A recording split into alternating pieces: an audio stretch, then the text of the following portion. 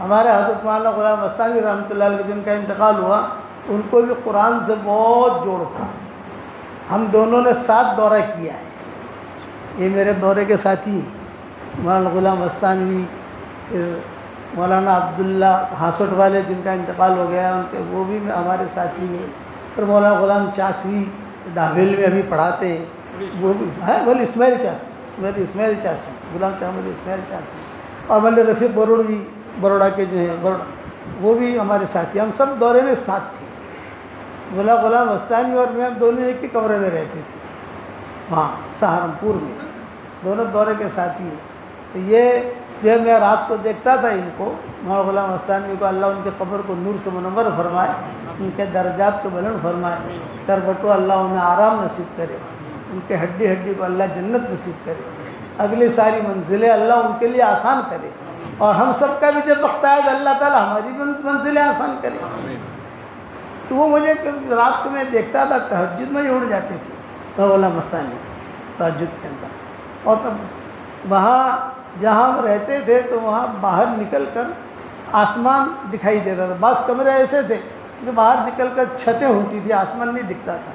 بعض کمرے ایسے ہوتے تھے کہ باہر نکل کر ایک حوض تھا اور آسمان دکھتا تھا. تو تہجد کے وقت میں وہ کھڑے ہو جاویں، وضو کریں، اور وضو کر کے ایسا ہاتھ اٹھا کر آسمان کی طرف دعا کریں. دیکھ کر گھنٹوں دعا کرتے تھے. یہ میں چونکہ ہمارے کمرے کے ساتھی تھے اس لیے ہم دیکھتے رہتے تھے ان کو کہ وہ دعا کر رہے. تو میں کہتا تھا مولانا کیا مجھے مولانا مجھے جو ہے نا تمہارے ابا سے بہت دوستی ہے. یہ مجھے کہتے تھے کہ تمہارے والد صاحب رحمۃ اللہ علیہ سے مجھے بہت عشق ہے. میں نے کہا بھائی کیوں؟ وہ ان کا قرآن پڑھنا مجھے بہت پسند ہے. بیانات تو سب کے سنتے ہیں لیکن وہ قرآن پڑھتے ہیں. ابا مجھے ہی کہتے تھے. ابھی میں گیا تھا ان کے پاس، ان کی ہمارے حجاز کے سفر سے پہلے باقاعدہ ملنے گیا تھا ان کو عقل کنواں، اور ان کے ساتھ کھانا کھایا. معذور تو ہو چکے تھے اور کھانا کھایا. تو کہتے تھے کہ وہ ابا والی قرآن سنو. اب وہ ابا قرآن پڑھتے تھے، وہ سناؤ نا فاما من اوتی کتابہ بیمینہ. وہ مجھے کہتے تھے. میں نے کہا نہیں آپ سناؤ. تو وہ سناتے تھے مزے لے لے کر. مجھے مولانا جب میں یاد پڑھتا ہوں تو تمہارے والد صاحب مجھے یاد آتے ہیں، مجھے یاد آتے ہیں. پھر ہمارا بیان تھا وہاں جامعہ میں، طلباء اور لوگ جمع ہوئے تھے. تو بہت بڑا مجمع تھا ماشاء اللہ. آج سے 5 مہینے ہوئے ہوں گے یا 4 مہینے ہوئے ہوں گے، تاریخ تو یاد رہی نہیں، لیکن کڑی کی تاریخ یاد ہے. 4 جنوری 4 مئی اور گھڑی، یہ 3 چیزیں کڑی کی یاد رہے گی مجھے. اب گھڑی ٹھیک ہو گئی ہے، ٹھیک ہو گئی ہے نا سب. ہاں اللہ کرے ٹھیک ہی رہے. تو وہ کہ بیان تھا تو مولانا غلام مستانوی جو ہے وہ میرے سامنے بیٹھے ہوئے بیان میں، بیمار آدمی. میں نے کہا مولانا آپ تو معذور ہیں، بیمار ہیں. نا تارو بیان نہیں چھوڑوں، آپ کا بیان نہیں چھوڑوں گا. میں نے کہا مولانا آپ آرام کرو، بیان لمبا ہو جاتا ہے، کبھی مختصر ہو جاتا ہے، کبھی نہیں. کچھ نہیں، آپ اللہ رسول کی بات بتاؤ، میں سنوں گا بیٹھا بیٹھا. یہی حال تھا مولانا عبداللہ صاحب کاپودری کا. نام سنا ہوگا، ترکیشور کے. ہمارا کینیڈا کا سفر ہوا تھا. تو کینیڈا کے سفر میں مغرب بعد پروگرام ہوتے تھے جیسے مسجدوں کو ہوتے ہیں، آج مسجد میں، اس مسجد ٹورنٹو کے اندر. تو ہمارا جہاں پروگرام ہوتا تھا ہم سے پہلے وہ پہنچ جاتے تھے. ارے جیسے ہمیں پہنچنا ہے تو بیان کرنے والا جلدی پہنچتا ہے. اور پھر بوڑھا آدمی جو ہوتا ہے وہ جلدی پہنچ کر اپنا اس کو پیشاب پانی یہ جو معذوریاں ہوتی ہیں تو معذوریاں فارغ ہو کے پہنچتا ہے، مجمع ہوتا ہے. تو مولانا عبداللہ کاپودری جو ہے یہ 2 بزرگ میں نے دیکھے تو جب بیان میں پہلے پہنچ جاتے تھے، اس طرف بیٹھتے تھے، مجھے برابر یاد ہے، بائیں طرف میرے. اور پورا بیان ان کا لال سفید رومال ہوتا تھا ان کا، وہ ڈالتے تھے اور پورا بیان سن کر پھر مسافہ کر کے جاتے تھے. میں نے کہا حضرت آپ تو میرے والد صاحب کی جگہ پر ہیں، مجھے بہت شرم آتی. بول نہیں تو تمہاری باتیں مجھے اچھا لگتا ہے. یہ 2 ہیں کہ ان کی بھی عادت تھی مولانا کی، ان کے دل میں خیر تھی تو اللہ تعالیٰ نے ان سے مدارس کا کام لیا. یہ ان کے دل کی خیر تھی. کتنے مکتب تیار کر دیے. کتنے مدارس تیار کر دیے اور کتنے جو ہے حفاظ پیدا کر دیے ماشاءاللہ پورے، خالی صرف یہ ہندوستان میں بھی، باہر بھی۔ ہم سفر کرتے تھے کہ یہ مولانا نے قائم کیا، یہ مولانا نے قائم کیا، یہ مولانا نے قائم کیا، خیر والا آدمی۔ اب اللہ نے اس کا عمل بدل دے۔ علامہ قرطبی رحمۃ اللہ علیہ کہتے تھے کہ میں ہوں تو خیر سمجھو، اس لیے انہوں نے بھی قرآن میں بہت کام کیا ہے امام قرطبی نے۔ جس دن میرا انتقال ہوگا اس دن جو ہے قرطبہ والوں کو پتہ چلے گا کہ کیا گیا، یہ کہتے تھے امام قرطبی۔ جب ان کا انتقال ہوا تو ان کے انتقال کے بعد وہاں حالات آنے شروع ہو گئے قرطبہ پر، وہ ہے کہ ان کی روحانیت جو ہے وہ روکی ہوئی تھی ساری چیزیں۔ تو یہ ایک اللہ کا بندہ تھا مولانا غلام مستانی رحمۃ اللہ، ہمارا تو بہت قریبی، ہم جب ملتے تھے تو وہاں سہارنپور کی پرانی باتیں بھی یاد کرتے تھے، تو وہ کہتے تھے کہ ہاں یہ بھی ہے، ہم فلاں جگہ گئے تھے، فلاں جگہ گئے تھے، فلاں جگہ گئے تھے، فلاں جگہ یہ ہوا تھا، فلاں جگہ یہ ہوا تھا۔ مولانا اسد اللہ صاحب تھے ہمارے یہاں سہارنپور میں، ان کو ان سے زیادہ مناسبت تھی، روزانہ عصر کے بعد وہاں جا کے بیٹھتے تھے، اور مولانا صدیق باندھوی رحمۃ اللہ علیہ ان سے بھی زیادہ مناسبت تھی، اللہ والوں کے پاس بیٹھنا، اللہ والوں کے پاس۔ اور میرے والد کے خاص عاشق، میرے والد کا جو انتقال ہوا تو انتقال سے پہلے بھی ہسپتال میں ملنے کے لیے گئے تھے۔ مئی کا مہینہ تھا، یہ مئی کے مہینے میں ہمارے ابا کا انتقال ہوا ہے 1997 میں، تو بولے کہ میں جو ہے ڈائریکٹ ہسپتال میں جا کر ابا سے مل کر آیا۔ میں نے کہا کیسے گئے آپ؟ اس لیے کہ وہاں تو جانے میں تھوڑی پابندیاں ہے، یہ ہے وہ ہے، یہ بولے اللہ نے مجھے پہنچا دیا۔ اس لیے آپ سب حضرات سے درخواست ہے اپنے دلوں کی دنیا کو رذائل سے پاک کرو، دل پاک صاف ہونا چاہیے تو اللہ خیر دے گا۔ کہاں سے دے گا یہ مت پوچھو، لیکن اللہ وہ راستہ نہیں بتاتا ہے، اللہ کا قانون ہے۔ اللہ کہتے ہیں کہ میں دل کو دیکھتا ہوں، تمہارے دل میں خیر ہوگی تو میں یہاں سے لاؤں گا خیر، یہاں سے لاؤں گا، یہاں سے لاؤں گا، یہاں سے لاؤں گا اور تم کو دے دوں گا۔ بھئی ہمارے مولانا غلام مستانوی کی دنیا تو گزر گئی، مدرسہ بنا دیے بنا، اب مسئلہ ہے اگلی منزلوں کا، تو اس کے اگلی منزلوں کا ہمیں کیا کرنا ہے؟ ان کے لیے دعا کرنی ہے۔ اللہم ثبت ہو، اللہم ثبت ہو، ہے قرآن حدیثوں کے اندر یثبت اللہ الذین آمنوا بالقول الثابت فی الحیات الدنیا وفی الآخرہ۔ اللہم ثبت، اور اللہ تعالیٰ اگر آپ کے لیے آسان کرے تو بھی ان کو سورہ اخلاص پڑھ کے دو، جو ان کے شاگرد ہیں ان کا تو حق بنتا ہے سورہ اخلاص کا وظیفہ کریں، 4 لاکھ مرتبہ پڑھیں، 5 لاکھ مرتبہ پڑھیں۔ کئی شاگرد ہوں کہ جہاں جاتے ہیں وہاں ان کے شاگرد تو ملتے ہی ملتے ہیں، مکاتب اتنے بنا دیے انہوں نے۔ اس لیے آپ حضرات سے میں دیکھو آج ہمارا ابھی سفر بھی ہے اور ہماری گاڑیاں بھی تقریباً پہنچ رہی ہیں، اس لیے بیان تو لمبا نہیں کروں گا، لیکن یہ کہتا ہوں اپنے دل کی دنیا کو صاف رکھو، یہ مین پوائنٹ ہے، ورنہ اللہ کے سامنے آدمی کھڑا ہوگا خالی ہاتھ کھڑا ہوگا۔ وَبَدَا لَهُم مِّنَ اللَّهِ مَا لَمْ يَكُونُوا يَحْتَسِبُونَ۔ حلال روزی تو لے لیے، کمانی ہے آپ نے کو، مال بھی کمانا ہے، مکانات بھی بنانے ہیں، شادیاں بھی کرنی ہے، سب کچھ کرنا ہے، لیکن اللہ کو خوش کر کے۔ میں ایک بات کہا کرتا ہوں، جو کھانا ہے کھاؤ،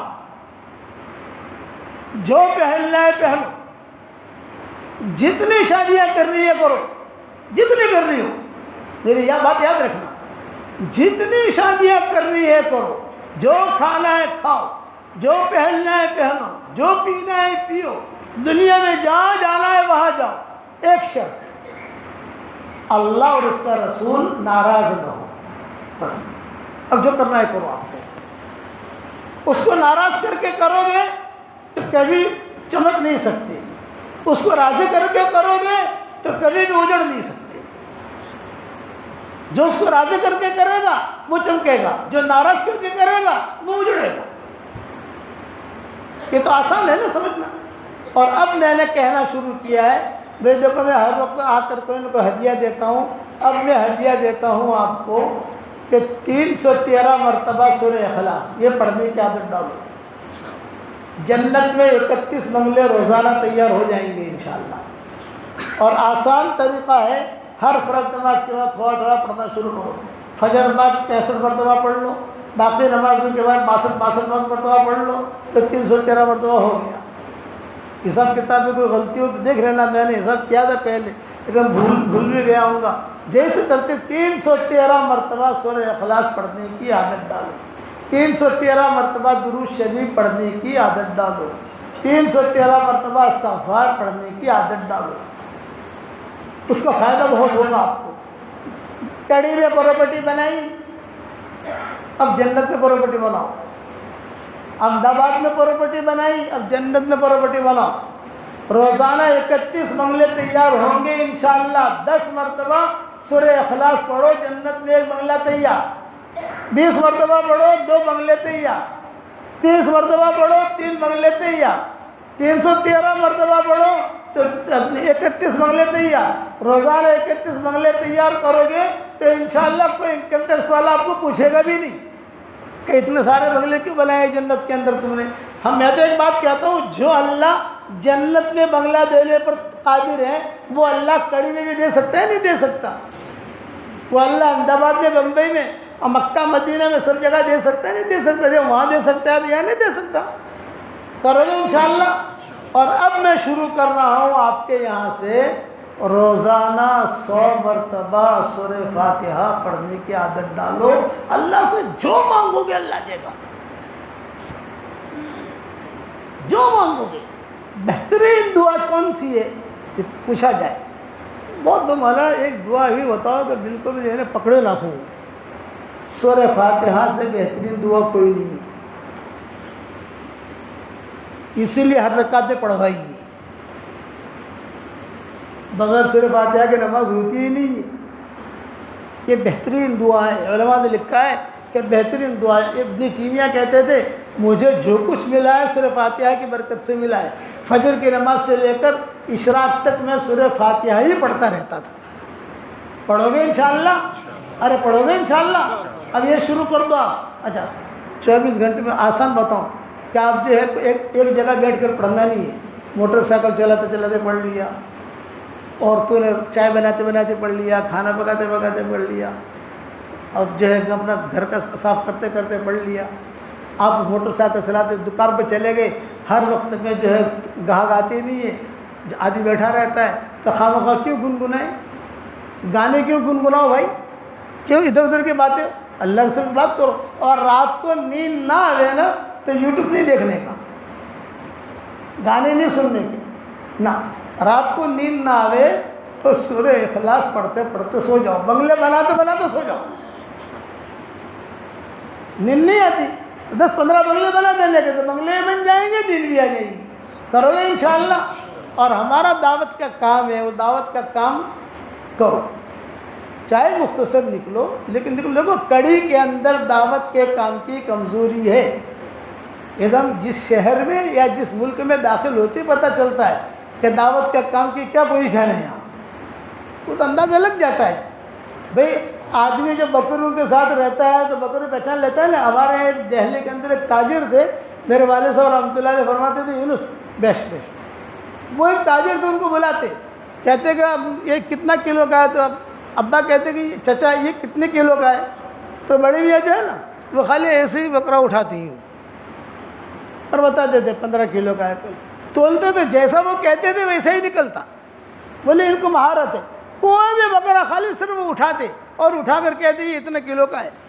کیوں لائن کے ہیں. ہم تو دنیا بھر میں گھومتے ہیں, ہمارے شاگرد دنیا میں کتنے ہیں, ہم سے ملنے والے کتنے ہیں, آپ سمجھتے ہو نا. ہم جس جگہ جاتے ہیں تو جاتے ہیں, مسجد میں جاتے ہیں, پتہ چل جاتا ہے کہ کیا حال ہے.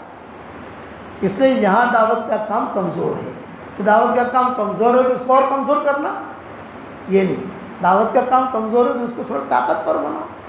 مشورہ کے اندر جاؤ, اجتماعات کے اندر جاؤ, اللہ رسول کی بات کرو. مسجد و جماعت, مسجد کے اندر الگ الگ جگہوں پر ہماری مسجد و جماعت ہی بیٹھتی ہے, یہاں پر بھی بیٹھتی ہوگی, سب جگہ بیٹھتی ہے. تھوڑے تھوڑے شریک ہو جاؤ لیکن دعوت کے کام میں لگو. ہماری اس وقت میں حفاظت اللہ نے دعوت کے کام میں رکھی ہے. عوام الناس, ہر آدمی قرآن کا ترجمہ نہیں کر سکتا, ہر آدمی کتابیں نہیں لکھ سکتا, ہر آدمی مدرسہ نہیں بنا سکتا, لیکن دعوت کا کام ایسا ہے کہ کہ 3 دن نکلنا تو ہر آدمی نکل سکتا ہے، تو نکلو گے انشاءاللہ بھائی. میں آپ کی اتنی تشکیل کرتا ہوں کہ نیت کرو کہ ہم دعوت کے کام کو انشاءاللہ اپنا کام بنائیں گے، اور تھوڑا تھوڑا نکلو، کچھ آگے بڑھاؤ کام کو، انشاءاللہ کرو گے انشاءاللہ. اللہ عمل کرنے کی توفیق عطا فرمائے. دعا کر لو. جب 313 مرتبہ سورہ اخلاص، 313 مرتبہ درود شریف. نماز والا درود شریف نہ پڑھ سکو حرج نہیں ہے، مختصر پڑھو، صلی اللہ علیہ وسلم، صلی اللہ علیہ وسلم، صلی اللہ علیہ وسلم. استغفار بھی مختصر، اللہم اغفر لی، اللہم اغفر لی، اللہم اغفر لی، یہ مختصر ہے. اور سورہ فاتحہ کو مختصر نہیں کر سکتے آپ، 100 مرتبہ پڑھنے کی عادت ڈالو. میں 313 مرتبہ نہیں کہتا ہے ابھی، جب ٹائم آئے گا ہم بھاؤ بھی بڑھاتے ہیں نا اپنا.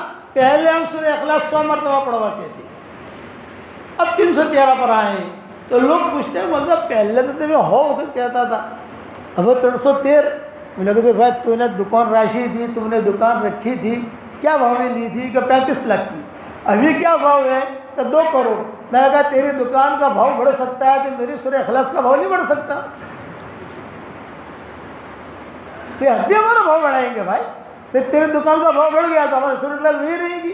ابھی 313 بھی غنیمت ہے، آگے 500 بھی آئے گا. جب آگے بڑھتے رہو، دین کے کام میں آگے بڑھنا ہے. اور سورہ اخلاص جتنا زیادہ پڑھو گے اتنا ہی اللہ آپ سے محبت کرے گا. یہ تو حدیثوں میں آتا ہے.